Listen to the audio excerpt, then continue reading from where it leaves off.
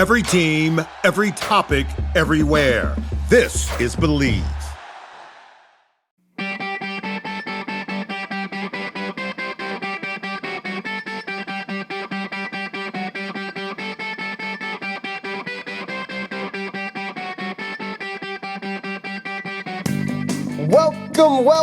Welcome, everybody, to the Hockey Think Tank podcast, brought to you by the hockeythinktank.com, a website for all players, parents, and coaches to go to get a little bit of education and a little bit of inspiration regarding the greatest game on the planet.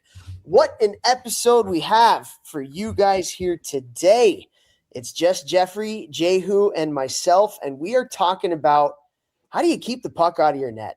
What does good defensive hockey look like? Talking some habits, talking some concepts, talking some team type stuff. And I absolutely loved this episode. I love the episodes when Jeff and I just get to come on and talk some hockey with you guys, and hopefully take some of the things that we have and use them with your teams this year. But before we do get to that conversation, let's bring on the talent of the podcast, Jeffrey Jehu Lavecchio, Vex GMBM. Man, how you doing today? Good, bro. Having a great day. Got up at the butt crack of dawn this morning and had a meeting with some of my friends who are also business owners. And, I saw that on Instagram. Is it like a meeting of the minds kind of thing, like The Office? Yeah. You know?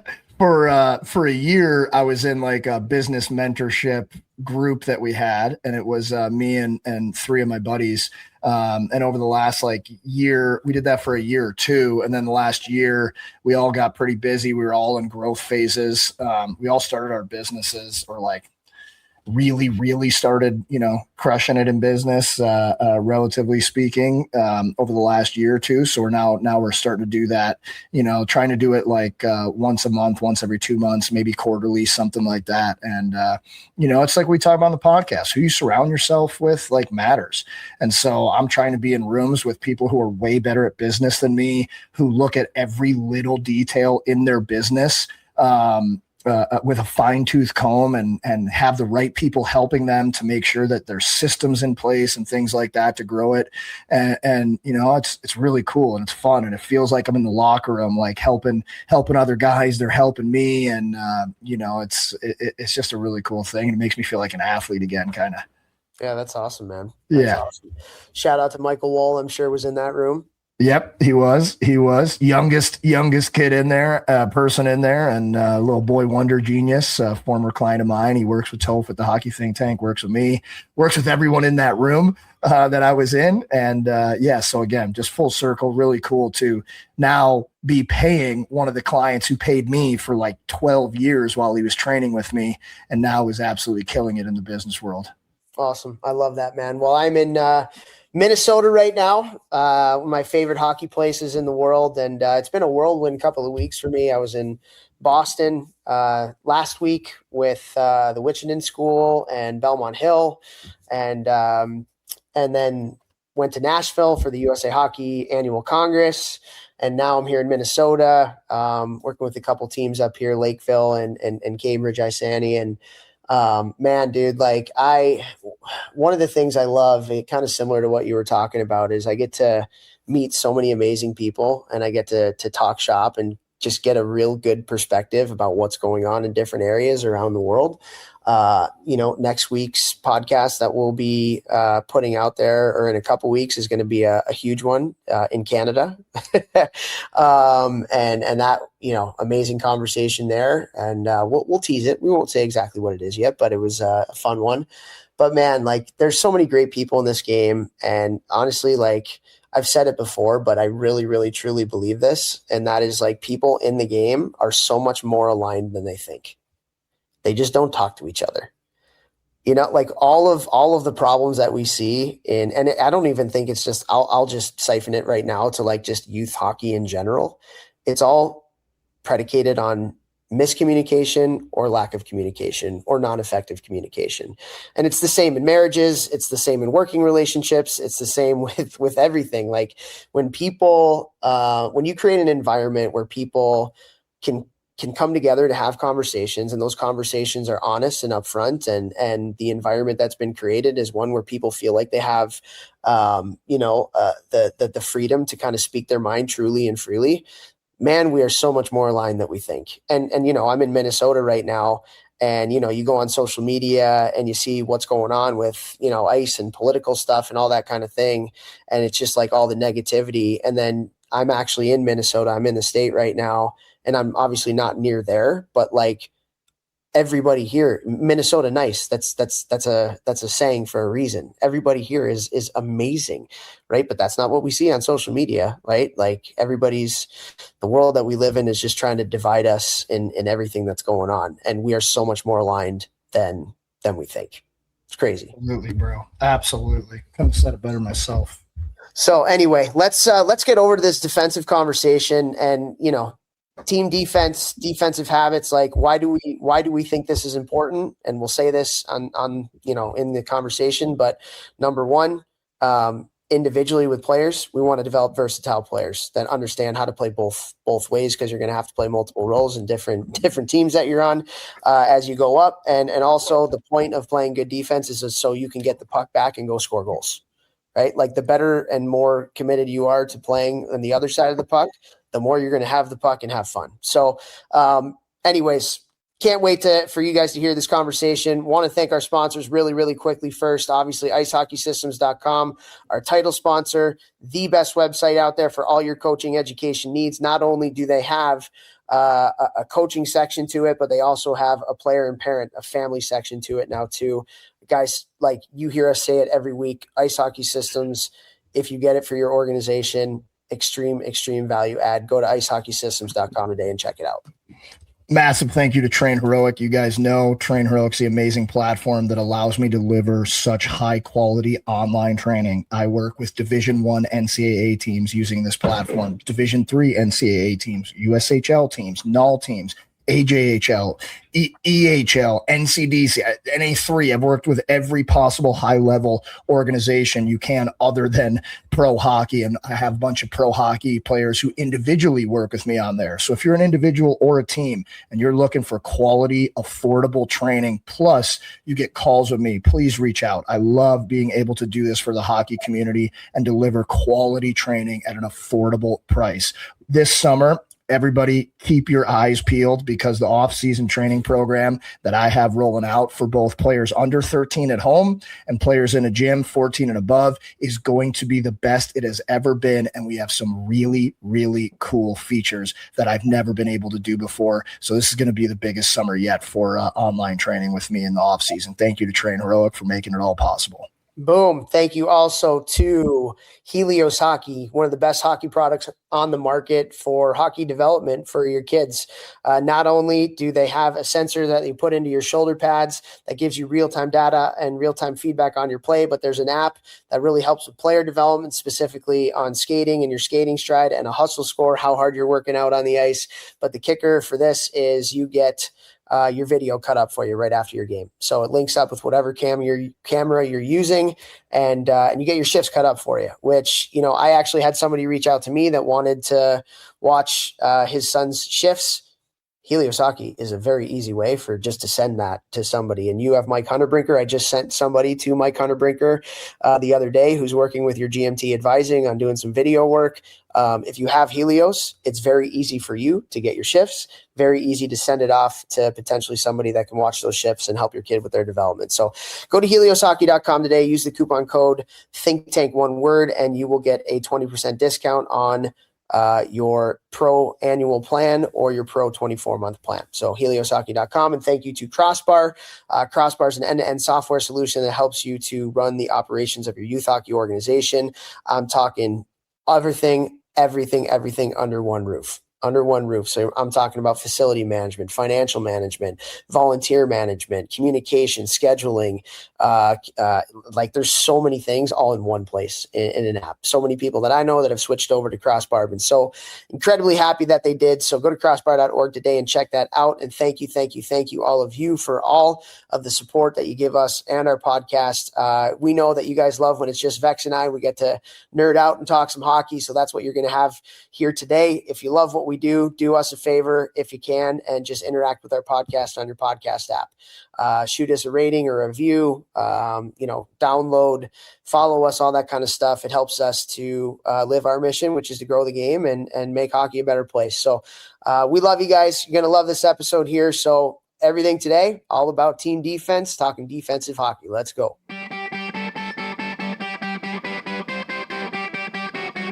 What's up, everybody?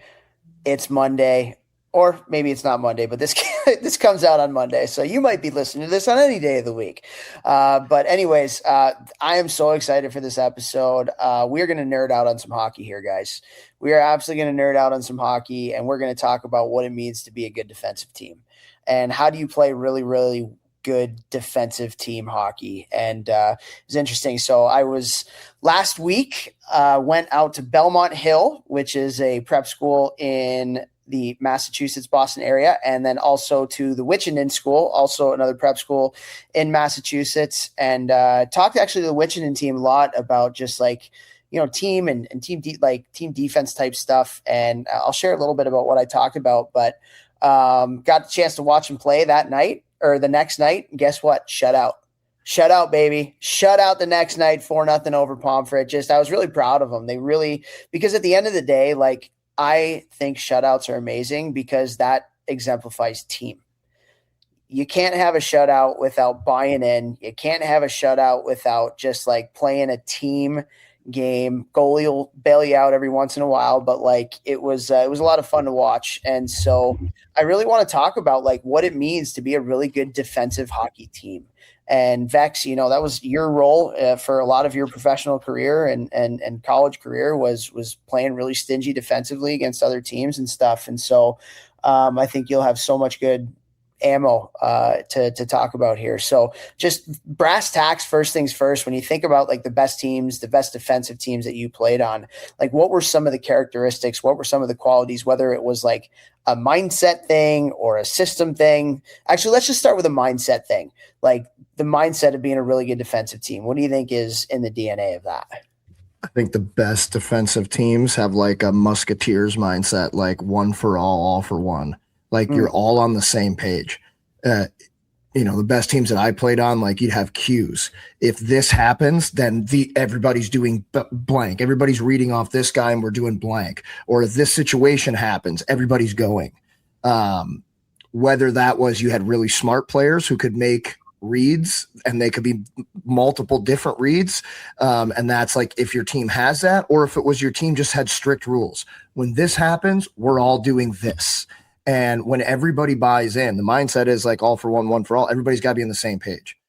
If it's when one guy goes, we're swarming. Okay, it's like boom, that happened. Bang, everybody's going right now, right to our spots where we're just choking them out. We're cutting them off from each other. Their only play that they can possibly make is a hard rim around the boards as a hope play to try and get out of it. But then we've just recovered, or we've moved the danger way further away from the net. So now we got to go do the same thing on the other side of the ice and get them where we want them to go into our swarm or whatever it is, whatever your system is that you're running. But it's like, when one moves, everyone moves. Yeah, I love that.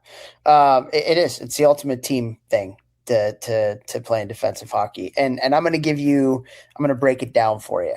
I'm going to give you the ABCs here. You ready for the ABCs of playing really good defensive hockey? Miss Lippy, give it to me, Miss Lippy. All right, ABCs. A, attention to detail.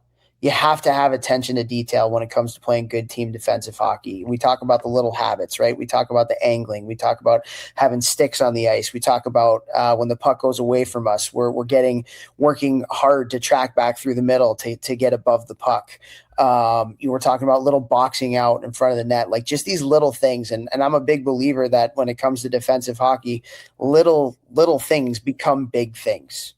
Little things can potentially become big things. You don't tie up a stick around the net. All right, well, that stick is the one that tips the puck or is backdoor and gives a tap in. You don't have your stick on the ice, when you're tracking back. Well, you just gave up a passing lane, and now they pass the puck through the middle, and they have an odd man rush, right? Like, you don't stop in your spot in the defensive zone. Well, now you circle around and you give up the middle of the ice, and now that opens up space for the other team to get a scoring chance. So again, it's those little things, attention to detail. Like, the best defensive teams that I've been a part of, that detail mattered, right? Like, the coaches coached hard on the little details, the little habits at the end of the day. And so, yeah, like, I think that's a huge part of it. What would you say to that? 100%. No doubt about it. Details in the defensive zone are everything. They're literally everything. Not just the defensive zone, everywhere. The forecheck, the track, in the neutral zone, right? Like, especially the higher you go, the margin of error, the higher the level you play, the margin of error. I mean, I tell everybody, I remember, like, so we lost to Fair State. We got swept in the playoffs like Friday, Saturday. I got my contract Sunday night, signed it Monday morning, on a plane Tuesday, practice in the AHL Wednesday.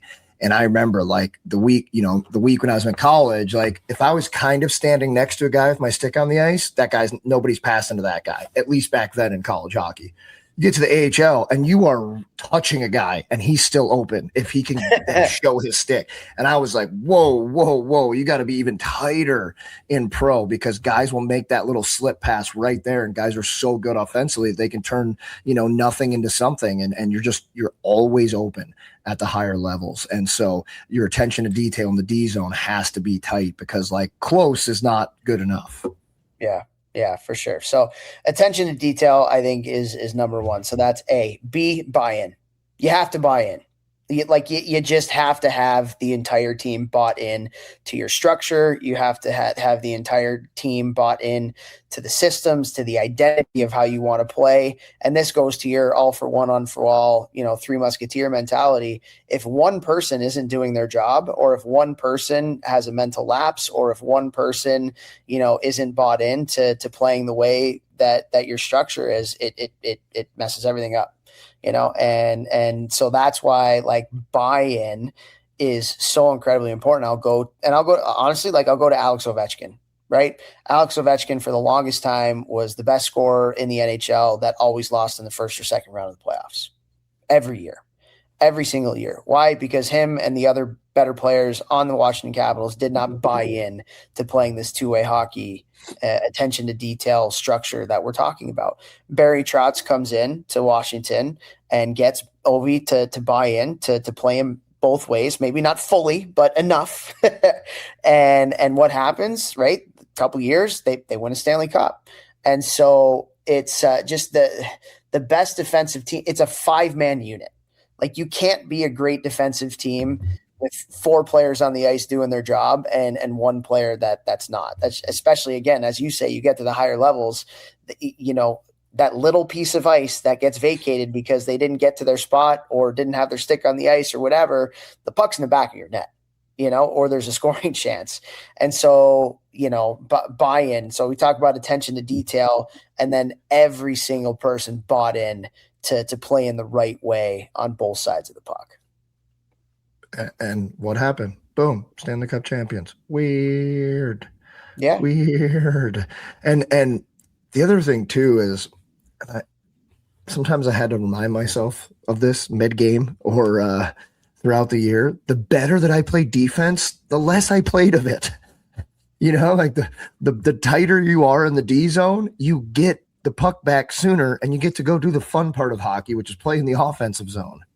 Yeah, and that's a way that a lot of really good coaches have gotten their best players to buy into playing defensively. And right. Scotty Bowman was known for this when he used to coach the Red Wings back in the day, is when they would talk defense, like every defensive clip that they would show on video, or every time they would do something in practice, we're doing this so we can get the puck, so we can play off. It was all tailored against, this is how we're going to have more offense. Like, the more we're bought into doing the defensive thing, the more we're going to be able to play offense. 150,000%. Think about that. Like, we always talk about, like, you got to do or say or create whatever you need to get your players to buy in and be on the same page, because no matter what system you're running, if everybody's on the same page, you're going to be way better at running whatever system it is. It doesn't even matter what it is.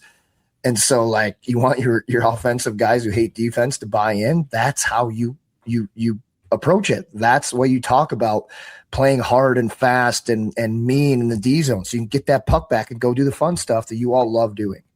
Yeah, and you think about like some of the Stanley Cup champions over the past, couple of decades, and all of them had something in common in terms of like one of their best players like really committing to that stuff. Like you think about Jonathan Toews with the Hawks, you think about a Sidney Crosby with the Penguins, you think about Anze Kopitar with the Kings, you think about Steven Stamkos with the Lightning, you think about Barkov and Kachuk, with the Panthers, and you can go all the way back. Like, if you can get your best players to do it, everybody else will fall in line. So as a coach, like really forming that relationship with your top players to make sure that they care about both sides of the puck and they buy into it, man, like everybody else will fall in line and do the same. And so just that buy-in, that 5-player on the ice team, everybody doing their job right, that it just goes such a long way for being hard to play against as a group. Love it. Absolutely. Yeah, you have to get your best players to buy in. You have to. Doesn't matter what the level. That is absolutely number one. And let's talk about youth hockey now, Vex. Like if you're a youth hockey player and you're like that much more talented than everybody else and you feel like you don't need to play defense, I'm here to tell you that your career is going to be very short, because at some point in your career, your talent level is going to level off with players that you're going to play against with every level that you go up. And that's why being a versatile player and caring about both sides of the puck is so extremely important. And so if you're a youth hockey coach who doesn't want to teach defense to the top player because then you think the top player is not going to score enough, first of all, like we said, the better you play defensively, you're more going to have the puck. So that that argument goes out the window. But also you're really teaching that player to value and be versatile and to be able to play both ways. So when they do get to the next level where maybe they don't start as a top player or the top 6, as they get a little bit older, they're able to play a role. They're able to be dependable. They're able to, play in different situations, and the coach learns to trust them, and then they can work their way up the lineup. If somebody gets hurt or in their second year, now they are the most talented player. They have that trust. So yeah, I think when you talk about defensively with top players, and guys, we're not saying put shackles on people. That's not what we're saying. We're just saying get them to care about it, right? Get them to play the team game that you want them to play. Get them at the youngest of levels, get them to back check. You just do that, get it in their mind that playing defensively is important. I don't want to say that's enough, but like that's just, again, that's a mentality thing that will help them as they get older. Yeah, and I know so many players who thought that they were too good to listen to their coaches about playing defense in kid hockey, and then when they got to juniors, they got slapped real quick because they were a liability on the ice. So they're healthy scratch left and right because they had never paid attention to where should I be standing when the puck is in this area ish. Obviously, every team's going to be different, but like the game is the same. If you're on the offside wing, where should you be standing? Where should your stick be? Where should your toes be pointed? What's your head doing? If you didn't care about those things and you let your player get away with murder and only think about offense and cheating nonstop, then you're doing them a disservice because it's going to hurt them to the next level. And Toph and I have both seen countless numbers of players that has happened to. And honestly, like, I was one of them. All I cared about was offense my last few years that I was playing like kid hockey before juniors, and I just scored a bunch of goals, and that was good enough. I got named to Team USA, play overseas. I get to juniors, bang, not good enough, not smart enough, not strong enough, 2-line pass, couldn't figure it out. All right, couldn't fly the zone anymore. Had to actually learn to like play within the where everybody else was, and I had to go through a really, really tough year mentally. But learning the defensive side and the value of angling and stick pressure and being on the inside, keeping people to the outside of where the danger area is, and you stand on the inside, and body positioning is a reason that I became a captain in college, is a reason that I signed in the NHL, is because I started buying into more of the defensive stuff on top of still being able to score goals at every level. Boom. Love it. Player development, baby. like helping your get kids them, find a way to get them interested in it. Like Toph said, use the offensive angle, like Scotty Bowman. If it's an offensive guy you're talking to that you're having a hard time breaking through to getting through to him, why it's important. He needs to learn to be good defensively and accountable and things like that. Yep, 100%. All right, so we got A, attention to detail. We got B, buy-in. C, I want to see if you can guess what C is. Would it be risotto? It's Naruto. Is it Buzz? No. C, center, chain, can. I don't know.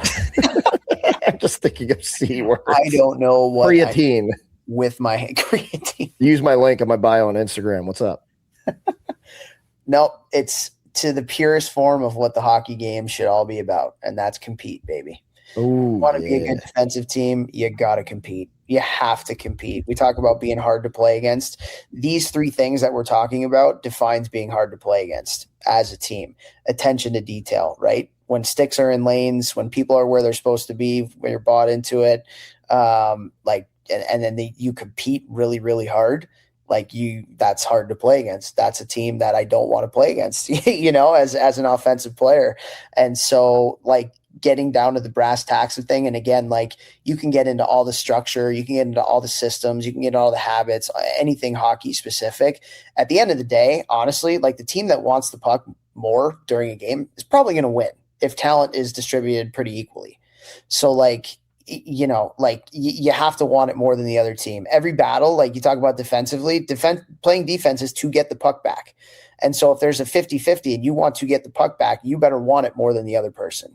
And so being a competitive team, a truly competitive team is a great way to be really, really good defensively. It's so true, man. At the fundamental level of all sports is, do you want to compete? Are you willing to get banged up? Are you willing to sacrifice mind, body, spirit? Are you willing to do what is necessary to win your one-on-one battles? And if you are constantly winning your one-on-one battles, especially in the D zone, your team is going to win more games. I was just I think I said it in our last episode recorded here today. Today was my second day coaching back on the ice with a college program that I work with in my gym here in Maryville. And, as soon as they said PPPK, because tomorrow's game day, I'm like, let's go, killers. Let's end the power plays effing lives. And then I'm on the power play side, let's murder these killers, just trying to get them to absolutely hate each other for the next 5 minutes that we practice power play, because all I care about is them all competing as hard as they can, harder than they're going to see in a game. Harder than you're going to see in a game, because that's going to make situations easier in the game. 100%. I mean, I tell people all the time, when I do my team building with teams, I ask them 3 questions. The first question, and I say, if you can answer yes to all 3 of these questions, you're going to put yourself in an opportunity to win a championship at the end of the year. So question number 1 is, are you the tightest team in your league, in your country, in your state, whatever it may be? Are you the tightest team? How tight are you? How close are you guys as a group? How much do you care about each other? How much do you play for the logo on the front of the jersey, not the name on the back? How much do you get along with each other in the locker room and away from the rink? The tighter you are off the ice, the more you're going to sacrifice for each other on it. So number 1 is, how tight are you? I'll go to number 3. Are you guys the most resilient team in the country, in the state, in your league, whatever? If you want to win a championship, there's a lot of ups and downs. The season is not going to be perfect. And so during adverse times, when there's adversity as a group, are you a group that points fingers and make excuses and blames people? Or are you a group that comes together during the tough times and are there for each other and support each other and hold each other accountable to the standards that you've set? And then actually the second question that I always ask is, are you the hardest working practice team in the country? Not games. Are you the hardest working practice team in the country? Every team that I've ever played on that has won a championship has been bought in defensively 100%, but that starts in practice compete. If every team that I've played for that has won a championship, the practices were harder than the games. The standard for compete was so high in practices that nobody can match that when the lights were on and we would play against them. And so when you talk about being a really good defensive team, that compete has to be a core component of what that means. And I want the puck more than you. I want to get to my spots faster than you. I want to win that race more than you. I'm willing to get into the dirty areas more than you are. Like, you got to want it more. And so, championship teams at the end of the day, they buy in defensively, they have attention to the detail, and they just like legitimately just will outcompete you, outwill you, make you want to quit. That's like, honestly, when it comes down to it, the best defensive teams that I've been a part of, and like working at Cornell, playing for Cornell, I think my freshman year at Cornell, our goals against average for our goalie was like 1.20 or something, or 1.29 or something. It was something crazy, like something insane. And like, our practices were an absolute war. Every single player on our team, from Matt Molson, our top player, down to the 28th player on our team, was bought into our team structure. And we were our motto for that year was, in details we believe, together we succeed. In details we believe, together we succeed. We were bought into playing the right way, playing for each other, and playing the systems the way that the coach drew them up. Every single person. All for one for all, bro. That's 1.29. Is that what you said? I think it was like, it might have even been 1.20. It was insane. Oh my God. Oh, you see those numbers as an opposing team, and you're like, I don't even want to play tonight. We're not even going to get a shot off, or every shot's going to be from the outside. Like that is unbelievable. That's a team stat. That's not just a goalie stat. That is a team stat. Yep. Yeah, and our goalie's great. Dave McKee was Hobie Baker hat-trick finalist that year. Honestly, I think he didn't win it because our team was really good defensively, even though when we messed up, which we did every game, he was there to bail us out. I think if he plays on a team that's not named Cornell and is known for being a really stingy defensive team, he probably wins the Hobie that year because, how many kids have a 1.2 anything goals against average? That's insane. In any league. Yeah. In any league. In any league, for sure. So Nobody does selling better than Shopify. Shopify is the home of the #1 checkout on the planet. And the not-so-secret secret, with Shop Pay that boosts conversions up to 50%, meaning way less carts go abandoned and way more sales going through. So if you're into growing your business, your commerce platform better be ready to sell wherever your customers are scrolling or strolling. On the web, in your store, in their feed, and everywhere in between. Businesses that sell more, sell on Shopify. Upgrade your business and get the same checkout that Skims uses. Sign up for your $1 per month trial period for 3 months at shopify.com/Westwood1, all lowercase. Go to shopify.com/Westwood1 to upgrade your selling today. Shopify.com/Westwood1. The secret is out. With millions of younger-looking customers across the country, Plexiderm is one of the most highly sought-after products on the market. It visibly shrinks under-eye bags and smooths out crow's feet in minutes, and the effects last up to 10 hours. Influencers love it, magazines feature it, and people just can't get enough of it. As a matter of fact, Elle Magazine gave it an Editor's Choice Award as Best Instant Wrinkle Filler for 2025. In as little as 10 minutes, Plexiderm reduces the appearance of fine lines, wrinkles, and those dreaded under-eye bags. So yes, you can look years younger in minutes, and the effects last for hours. No surgery, no gimmicks, just results. The best news, you can try Plexiderm for only $14.95. Plus, get free shipping. Don't wait. Order Plexiderm today. Visit plexiderm.com/special. That's plexiderm.com/special. Paid for by Sheer Science.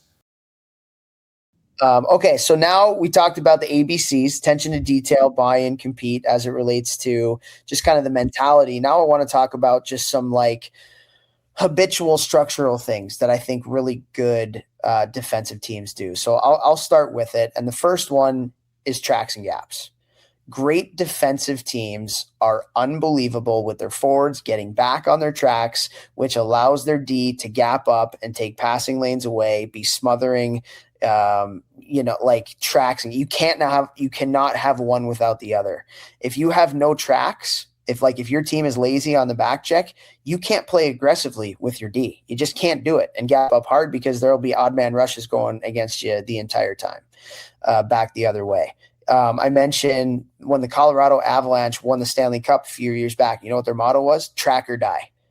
Track or die. Going back to like the best players in the world, like McKinnon, Rantanen, Landeskog, track or die. Like they bought in to that mindset, that mentality, because it's being hard to play against, which wins in the playoffs. And when you track, it means your D can gap, which means you're harder to play against, and you're taking away passing lanes, which means there's going to be more turnovers, which means you are going to have the puck more and you can play offense, and they have some of the best offensive players in the entire world. And so I think a lot of it starts with just really good tracks and gaps, and that is a team thing everybody's got to be bought into. Would you agree? Yes, 100%. That's all you got for me? Oh, I thought it was just the one question, then we were going back. No, I just want to hear, when you got to play for some amazing coaches, particularly in pro hockey, was that something, and granted, this was, a long time ago and the game has changed a little bit, but what are your thoughts? What did you learn? If you're not good at tracking, you're getting exposed off in the D zone, off the rush. And, I was trying to remember the saying the other day, but it was something like, don't duplicate. It was talking about never duplicate. And so when teams are younger, you got younger players or whatever, when they're coming back, they're not tracking, they're not talking to the D-men, things like that.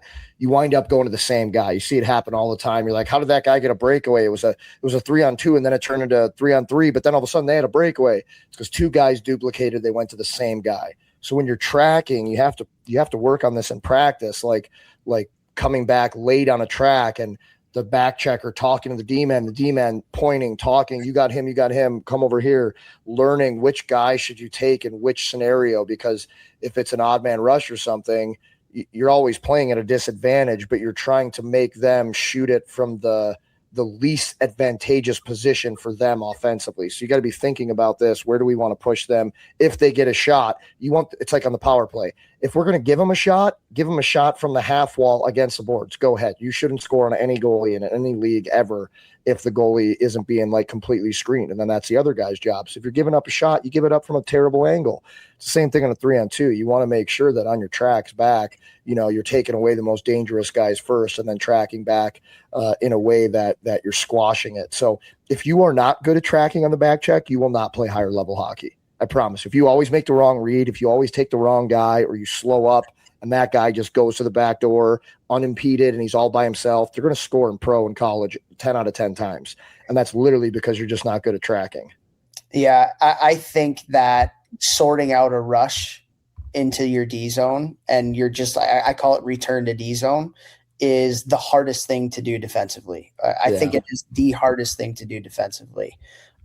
Because it does take some structure, but it takes a lot of communication. It takes a lot of stopping in your spots.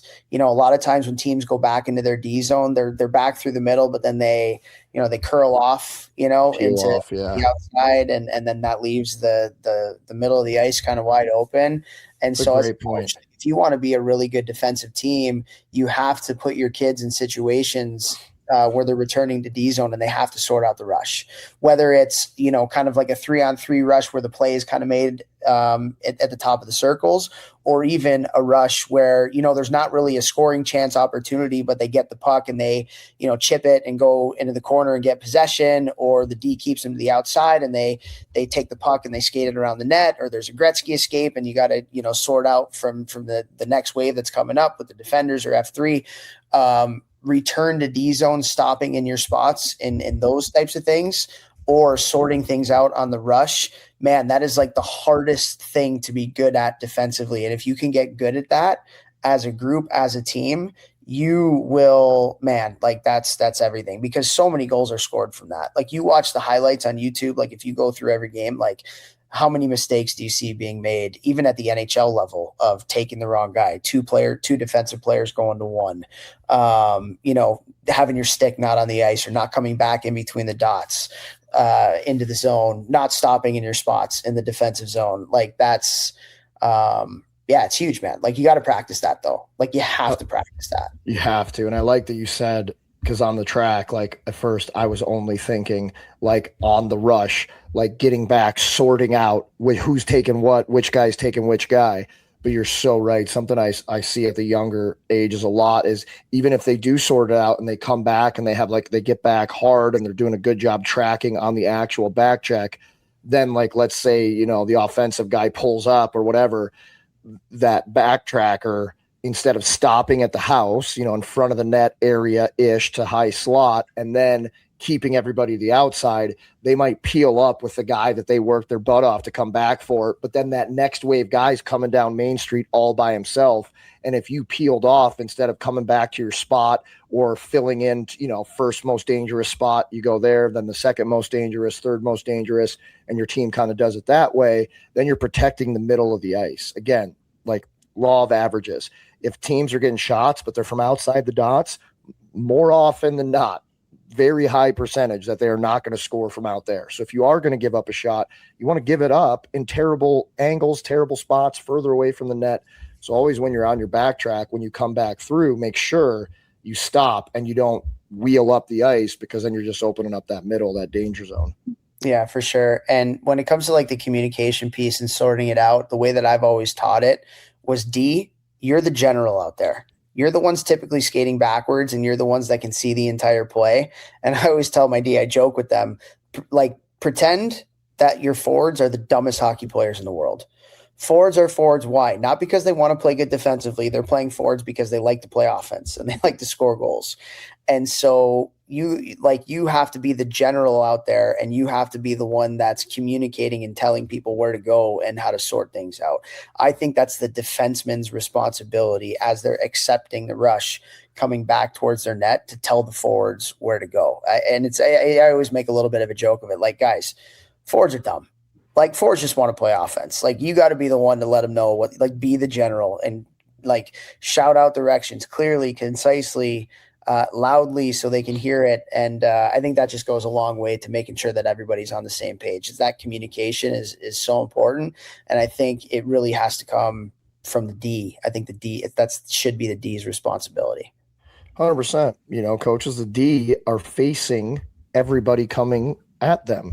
If you're ripping and skating your butt off to back check, yeah, you should be shoulder checking and scanning the ice and mapping the ice for space and time.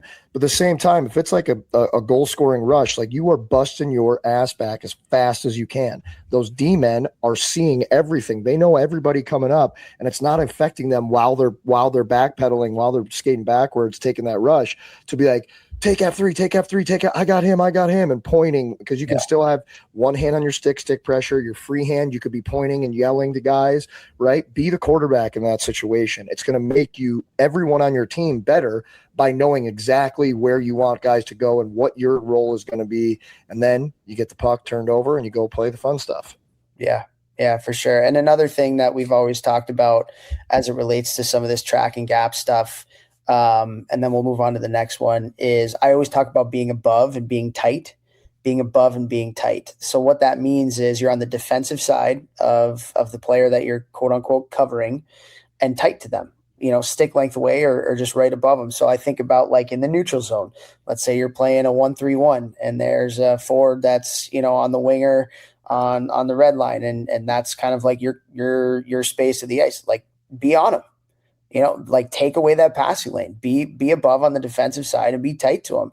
You know, in the offensive zone, you know, maybe there's a scrum in the corner and you're that defenseman on the strong side. Get up tight to their winger that's right there. So if they end up winning the battle and getting the puck, you're up tight on that player. You've taken away that passing lane, or not that passing lane, but that passing option. So just like, again, you cannot have above and tight on your gaps if you do not have great tracking, though, because then that's just recipe for a whole hell of a lot of odd man rushes coming back your way. So number one, we'll go in threes today. Attention to detail, buy and compete when it comes to mentality, when it comes to kind of like team tendency, team structure type stuff. It's got to start with tracks and gaps. So that's number one. Number two, transition. you have to be good in transition. And so what I mean by that is that the game of hockey is all about transition in today's game. It's about going from defense to offense fast. It's about going from offense to defense fast. And so I get a lot of this from Barry Smith, 7-time Stanley Cup winning coach, who, I've done a lot of work with over the past couple of years or so. How quickly, when your team gives up the puck, like let's say you turn it over, let's say the other team wins a battle, how quickly can you get into your defensive structure? How quickly can you get back above the puck? How quickly can you get back through the middle of the ice to take any type of passing lanes away that goes through the middle? You have to be good transitionally playing defensively. So I wanted to ask you, you're a great skater, you've played for some great coaches. When it comes to transition defense, which again, when we talk about like having to sort out a rush and like what we talked about in kind of like the last little section there, a lot of it has to do with transition. So what are some commonalities? What are some traits that you think of really good teams in transition D?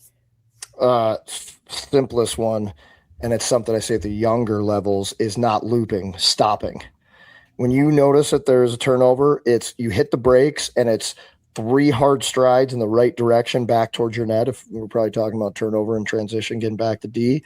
Boom, hit the brakes, bang, bang, bang. 1, 2, 3 hard strides. And as you're taking those, it's like you're in offense, whatever mode, or you're forechecking, the puck turns over, it's going the other way. It's you stop, your stick goes back towards your net. So it's leading your body. Also, it becomes something that's an obstruction for some type of pass. It could be in a lane for somebody. It just makes it a little bit harder on everybody on the ice if there's sticks all over the place that they've got to pass through.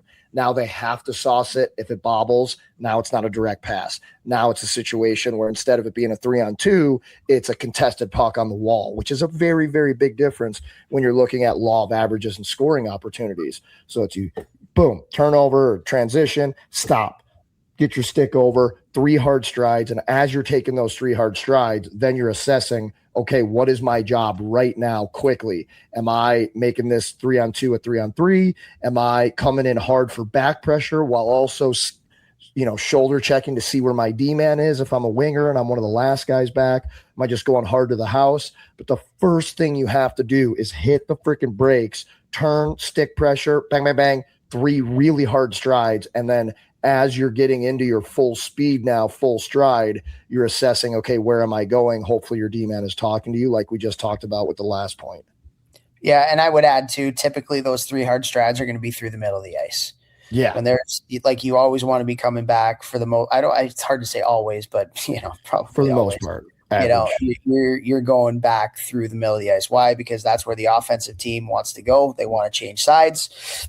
And that's where your stick, you talk about stopping hard. First thing you do, stick back, to take away some sort of passing lane. And also we talked about it in our short shifts, angling, right? Like get back through the middle of the ice. It's a lot easier to angle a player to get them to go where you want them to go once you're back hard through the middle. So like in any system too, like forecheck or even in the neutral zone, that puck goes away from you.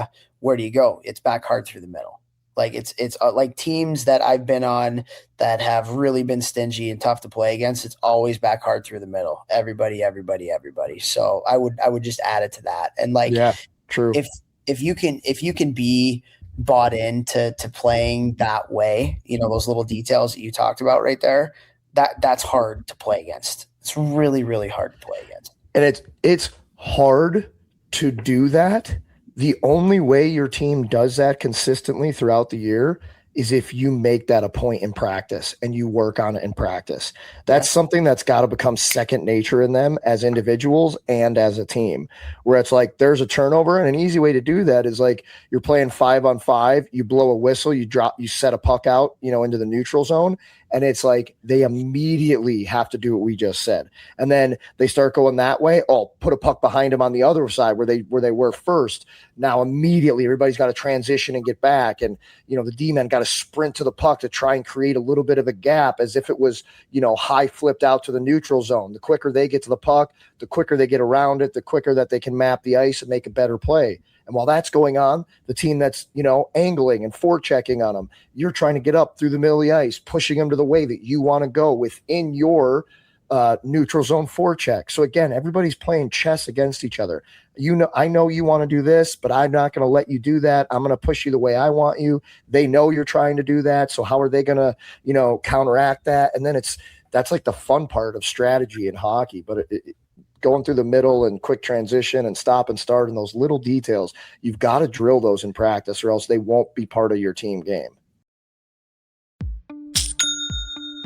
Nobody does selling better than Shopify. Shopify is the home of the #1 checkout on the planet. And the not-so-secret, with Shop Pay that boosts conversions up to 50%, meaning way less carts go abandoned and way more sales going through. So if you're into growing your business, your commerce platform better be ready to sell wherever your customers are scrolling or strolling. On the web, in your store, in their feed, and everywhere in between. Businesses that sell more, sell on Shopify. Upgrade your business and get the same checkout that Skims uses. Sign up for your $1 per month trial period for 3 months at shopify.com/Westwood1, all lowercase. Go to shopify.com/Westwood1 to upgrade your selling today. Shopify.com/Westwood1.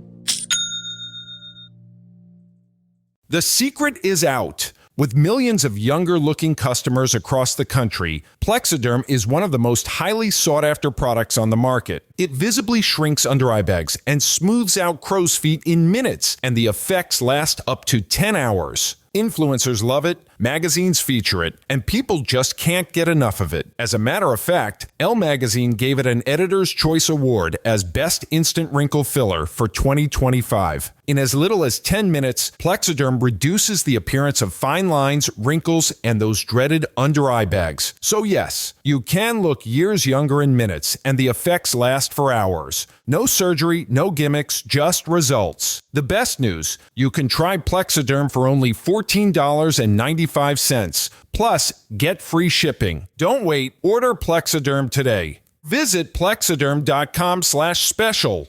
That's plexiderm.com/special. Paid for by Sheer Science.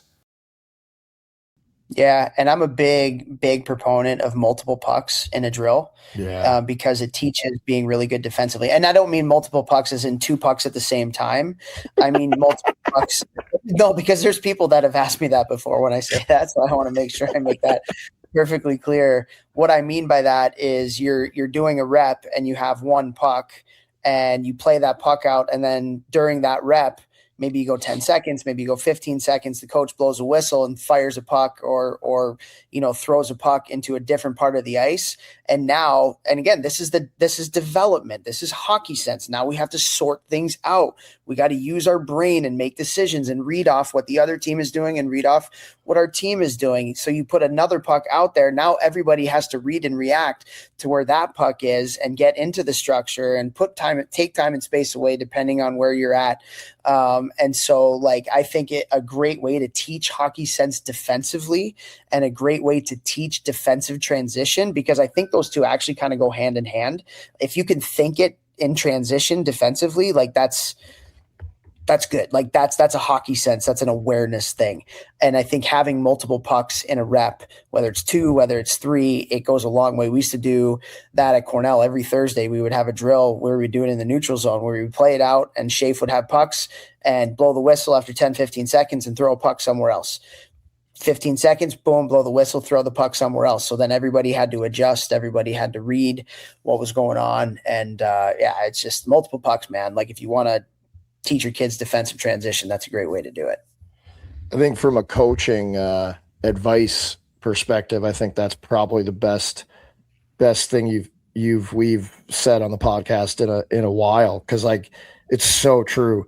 When I was younger, the drills were very one-dimensional. It was okay, we're going to do this. 1 puck. You're going to go in, you're going to do it. Whatever happened to the drill, the whistle's blowing, next group's going in. Everybody knows where the puck's starting. It's like when you practice power play inside the zone and you just start with the offensive team having the puck. doesn't happen a ton in real games. You're dumping it. There's a rebound. You got to chase it. It's easy. Really, you don't need to practice you starting with the puck because that's the easy part. So it's like we did power play today, and I threw it off the goalie or off a defensive shin pad or high flip, and everybody's going for it at the same time, just like a real game. Because like Toph said, that creates you having to think while in transition, get to the right spot. Oh, now as soon as I get it figured out, boom, there's another puck. I've got to read and react, but I'm not starting from the same point we started the drill from. I was F1 when we started the drill. Now I'm F3 when we're getting this new puck. Okay, what is my role if I'm F3? So it makes you actually develop hockey sense. I couldn't agree more. I think, honestly, the addition of that, the coaches started doing that, I don't know, maybe by my junior hockey careers when that became a thing. Like, that really helped me understand the game and think it quicker when we started doing things like that in practice, because we did that in Omaha like every day. Yeah. And one of my favorite multiple puck drills, I call it the Mayo log roll. And I got this from Chris Mayotte when we worked together at Cornell. He's now the head coach at Colorado College. Great coach. And basically you play 5-on-5 in the D zone and play 5, 10, 15 seconds, whatever you want to do, blow a whistle. And that puck is now done. And every defensive player, doesn't matter where you are, you have to do a somersault or you have to do a log roll on the ice. And then you have to get back up. The coaches throw another puck into the offensive zone, whether you put it into a 50-50 area or you just flat out give it to the offensive team. Now the defensive players have to get up. They have to look around. They have to see where that new puck is. They have to sort it out, communicate together. And it's a really good defensive zone, kind of like D zone. It's not really transition, but it's like it's a hockey sense. Like you gotta sort it out. Sorting it out is a hard thing to do. Oh, yeah, dude. Absolutely love it. So that's number 2. So we have tracks and gaps, we have transition. And then I think at the brass tacks of thing, you got to own the middle of the ice. You have to own the middle of the ice. And so, offensive, again, think about it from an offensive standpoint. Where does the offense come from? It comes from the middle of the ice. Where are the goals scored from? Typically, most of them are between the dots, the shots, whether they're in the slot, whether it's right in front of the net. And so if you can own the middle of the ice in the D zone, but even more importantly, can you own the middle of the ice in the offensive zone, coming back on your track, or in the neutral zone to clog up that middle so the other team can't get there and have good entry opportunities? I just think that a team that takes away the middle of the ice and really values keeping the other players to the outside. Now, what I will say is that I don't mean you have to be passive and just staying in the middle of the ice and just letting the other team run roughshod along the outside. No, there's a lot of teams that play like a 1-3-1 type neutral zone or a 1-1-3 where they're gapped up hard on the walls. But is F1 coming back really hard through the middle, right? Like, is there a person that's coming back through when that puck goes away? Is everybody else coming back hard through the middle? When you come back on your track, are you starting in the middle in between the dots and then stopping in your spots? Are you boxing out, in the defensive zone and not letting the other players get to the net when the puck goes low to high in the D zone? So I just think a really good defensive team really owns the middle of the ice, does not allow the other team on entries in the O zone, on rushes, really kind of get there. They're really good at taking away the middle. 100%. Again, if you're in the middle, that's the easiest place to score. So it's like you're playing chess. Oh, you want to be in the middle because it's easier to score. Okay, well, I'm going to push you to the outside. No, I want to get to the inside. No, I want to get to the outside. And then that's the competition. That's hockey. That's life. I feel like that could be used in a song. I feel like AI can just take what you did the inside and the outside and make some crazy, stupid Jeff Lecavalier kind of Yeah. I'm just listening to too many nursery rhymes with my daughter right now. I'm doing a lot of singing. And I'm singing. Be yourself. That's actually not what I was singing. No, I know you weren't there. And I'm singing. You know what I was going for? Elf. Come on, baby. Come on. There you go. Little feral action. You got it. Yeah. All right, guys. Well, like, hopefully this was helpful. Like, we wanted to just talk about really good, like, what does it mean to be a really good defensive team? What's the mentality? What are some of the habits? You know, when you get back down to it, a lot of it just comes down to, are you willing? Are you willing to buy in? Are you willing to have attention to detail? Like, how hard do you compete? Like, I think defense starts with mentality first and tactics second. Like, you can win with any type of system, right? I think you could, like, teams have won with any type of system, aggressive, whatever. Like, but you got to buy in. You got to have attention to detail, and you have to compete. You have to compete. You don't have those, you ain't got dinky do. Can you tell me what movie that's from? That is from Mystery Alaska. Yes. Wow. Didn't know if you'd get that. Okay. Oh yeah. Mike Myers playing like Don Cherry. Love These it. boys, they're like my sons. What an all-time cameo that one was. Seriously, wasn't it? Unbelievable. Yeah. All right, guys. Well, have a great week. We love you. Absolutely love you. Hopefully you got some stuff from this episode that can help you as a player be a little bit better, help you as a coach to make your players a little bit better. And yeah, let's go, baby. Here we go.